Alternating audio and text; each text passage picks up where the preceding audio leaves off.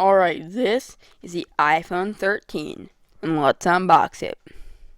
So this year, as you can see, Apple isn't even giving the little wrapper that goes around the outside of the box, which is kind of unfortunate because Apple used to have really good wrappers. They had such nice peels, but it's kind of believable because they say it's for environmental reasons, and it's kind of believable because like you wouldn't want getting into the ocean and getting into a fish and then causing a lot of problems and stuff.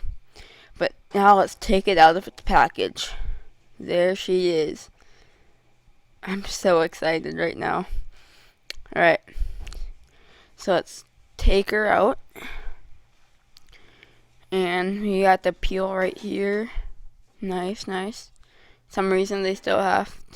And it looks like we have instructions right below it, along with the charging cable. And I feel like it's got like an Apple sticker and a SIM card ejector. Only one Apple sticker though, unlike two with some products.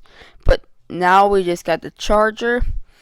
And as you can see, as in last year, they still have not brought back the charging brick. So it kind of makes no sense, because if they're trying to save the planet and stuff, not having a charging brick would end up wasting more materials, because you just have to order one yourself. But it takes away from Apple's carbon footprint, not the world's carbon footprint.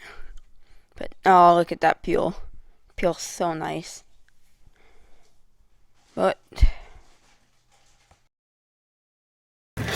so first of all, we got the iPhone 13 in, so let's review it. So first of all, I'm going to be going over the three main points of the phone: the screen, the camera, and the battery life. So let's get into it. Only got 60Hz screens, but the way Apple optimized scrolling and stuff, you can't really notice. And if you use your phone outside and you're worried about getting too dim from the sun and stuff, I wouldn't exactly worry, because this phone gets really bright for the screen. But this camera is absolutely amazing. So it's got the normal 12 megapixel main sensor and the 12 megapixel ultra wide, which I would say it's actually pretty good ultra wide, because it's 0.5, so about double this, as wide as the normal shot. Which, unlike the Pixel's ultra wide, which is only 0.7 as wide, this is actually gets quite a bit wider, and it's got cinematic mode. So if you don't know what that is, this is pretty much it. As you can see, it's like Samsung's portrait video where it blurs the background.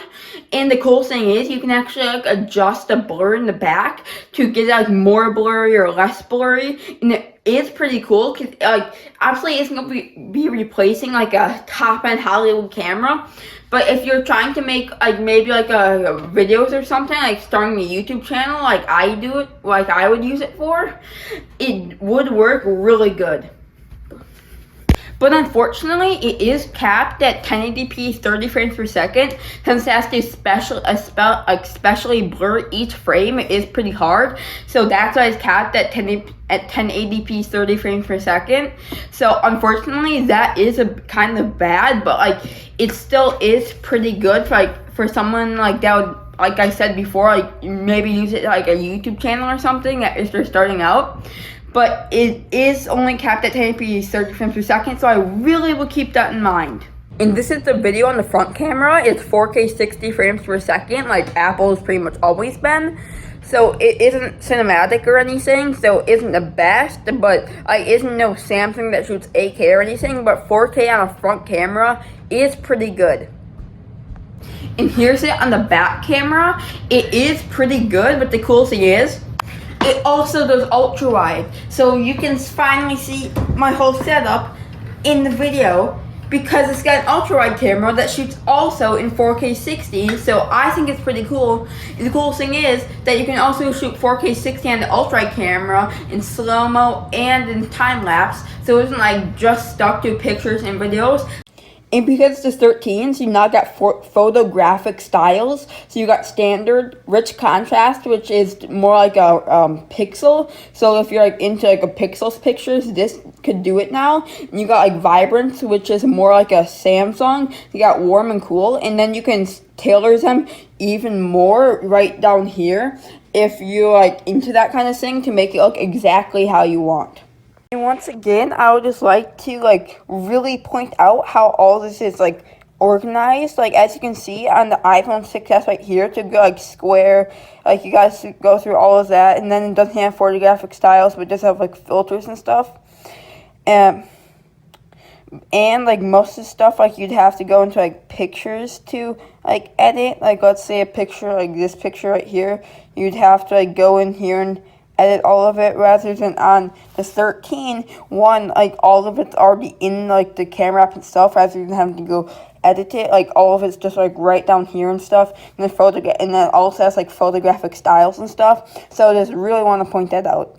But the battery on this thing is only 3,227 milliamp hours, so it isn't that big, not at all. But then when you take into consideration that Apple makes some really good battery efficient software, and it's really battery efficient parts in general. So let's get into the battery test. So starting this off, we're just running Instagram for a little while, so not that intense and stuff or anything.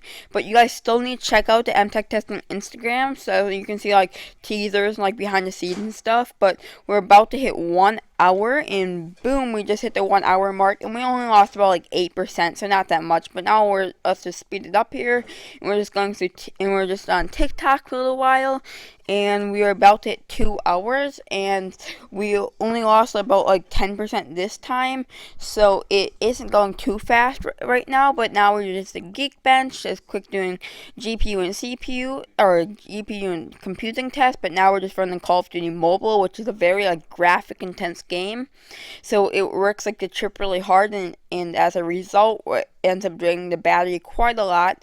And yeah, now we're just on to Battle or War Robots to finish off the gaming hour, I guess you could call it. Now we're just on to YouTube, just going through my old videos and stuff. So not that intense or anything, but it is you know what you would do an average day and stuff. And we just hit 4 hours, and it still has about 55-60% left, so it is doing really good. But now we're just on to Minecraft, because you're not going to be playing Call of Duty Mobile all day. So yeah, now we're just moved on Call of Duty Mobile, and now we just hit 5 hours, and we're just doing a camera thing. And at this point, it's down to 35-40%, so it's starting to drop a little bit more. But now we're back to Call of Duty Mobile. And if you don't know, the rule that I'm doing for these tests is 5 hours is good battery life, 6 hours is even better, 7 is really good, it's solid, 8 hours is phenomenal, and then anywhere over 8 hours is out of the ballpark. And we're about to hit 7 hours, so we're getting up there as the big dogs this phone is.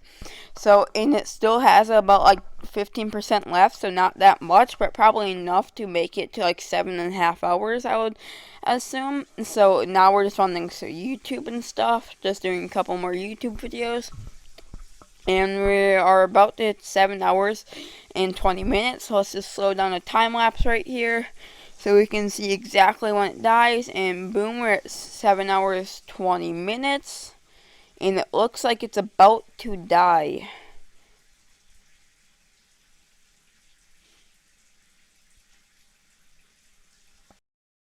So as you see, the iPhone 13 got 7 hours, 25 minutes, and 46 seconds. So this has crazy battery life. Like what I said before, how I said 5 hours is good battery life, 6 hours is even better, it's good. 7 hours is just great, it's nice and solid. 8 hours is just phenomenal. And anything over 8 hours is out of the ballpark kind of thing.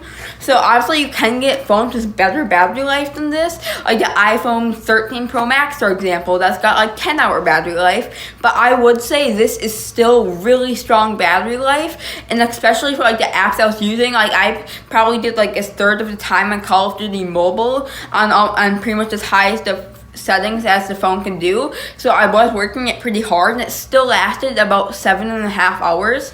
So I think this phone is a really good deal. Screen is whatever. I mean, it's only 60 hertz, but the chances are that you're coming from an older iPhone or something, and almost all of them have a 60 hertz screen, so that in that case you probably wouldn't even notice a difference. It's got a camera. iPhone's really known for having the best video camera system on any phone. I mean, you might have different preferences and stuff, but the photographic styles, you can adjust with photographic styles to get any style you like. Alright, so overall, I think this is a really good phone. It's got a nice solid camera, nice solid battery, and a nice solid screen. Only that's just saying solid is not the best. You can still go get a Samsung Galaxy S22 Ultra or an iPhone 13 Pro Max, but for the price, this is a really good deal for an iPhone.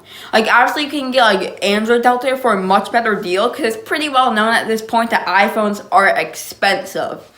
I would keep in mind that it depends on the way you look at it, because for a lot of us, our phones are more important than our TVs, our computers, some of us even our cars. So if you look at it that way, phones are actually really cheap.